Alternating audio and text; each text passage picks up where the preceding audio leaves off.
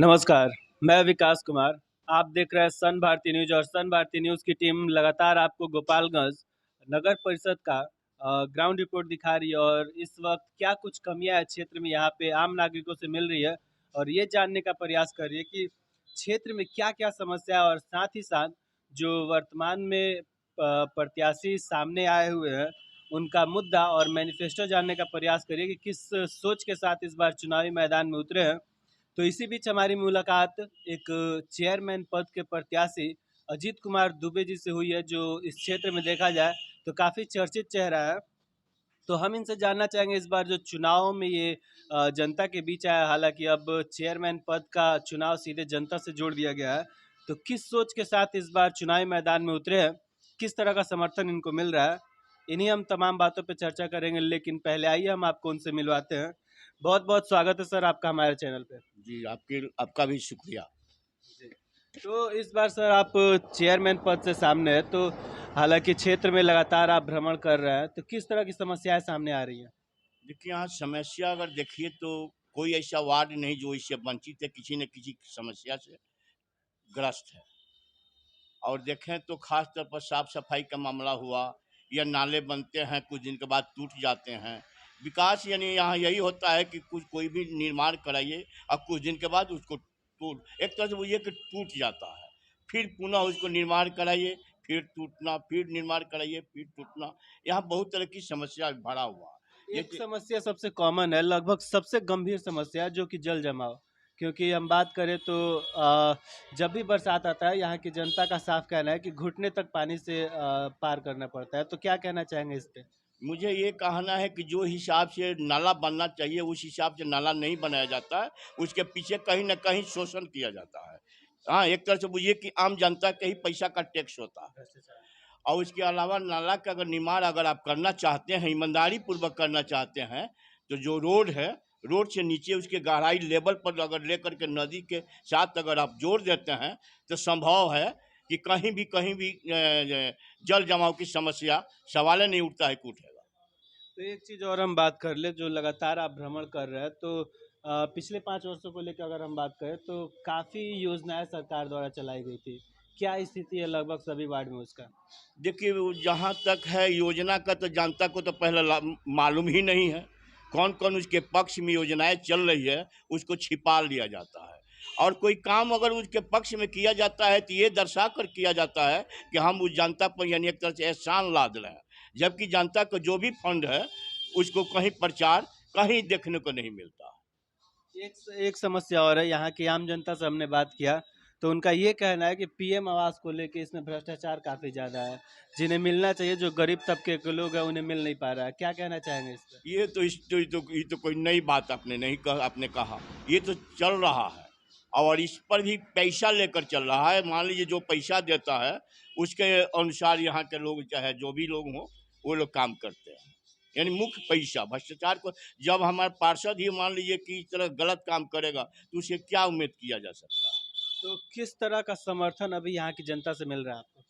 जैसे देखिए, national highway की जो पुल यहाँ हजियापुर मोड़ पर जो बन रहा था उसके लिए हमने संघर्ष किया। हमारे हजियापुर कतवलिया के लोग उसमें शामिल हुए, हमारी जीत हुई। आज उसी वही जीत के बदौलत आज ये हजियापुर से बंजारी से लेकर के हजियापुर मोड़ तक आपके पुल बन रहा है, जिसको कॉरिडोर के रूप में जाना जाता है।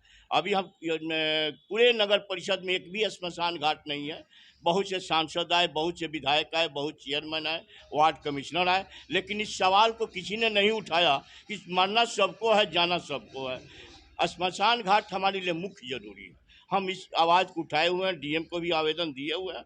अब मोड़ पर भी आप कहीं कहीं बैनर आपको मिल जाएगा श्मशान घाट के संबंध में। तो ये जो तमाम कार्य आप कर रहे हैं, बिना किसी पद पे रहते हुए कर रहे हैं, लेकिन अगर जनता पूरे गोपालगंज नगर परिषद का कार्यभार आपको सौंपती है, यानी चेयरमैन का पद देती है, तो प्राथमिकता क्या होगा आपका? देखिए, हमने अपना घोषणा पत्र करीब मान कर चला जाए 10 हमने दिया है, जिसमें श्मशान घाट है।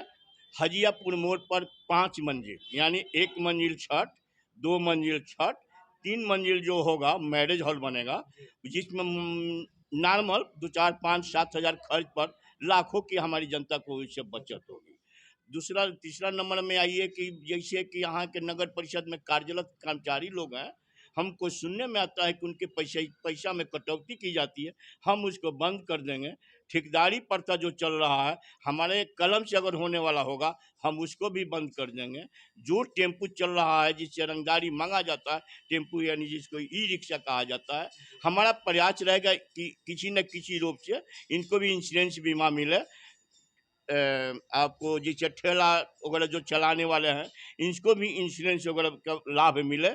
अतिक्रमण के नाम पर उजाड़ने वाली चीज पर हम रोक लगाने का प्रयास करेंगे। तो ये जो सपना आप देख रखे हैं पूरे गोपालगंज के लिए, तो जनता अगर आपको मौका देती है तो इस पे कैसे कार्य करना चाहिए? क्योंकि लगभग देखा जाता है कि प्रत्याशी बहुत सारे सामने आते हैं, हर बार जनता से तरह तरह के वादे करते हैं, सपने दिखाते हैं, लेकिन जनता के हाथ बस निराशा लगती है।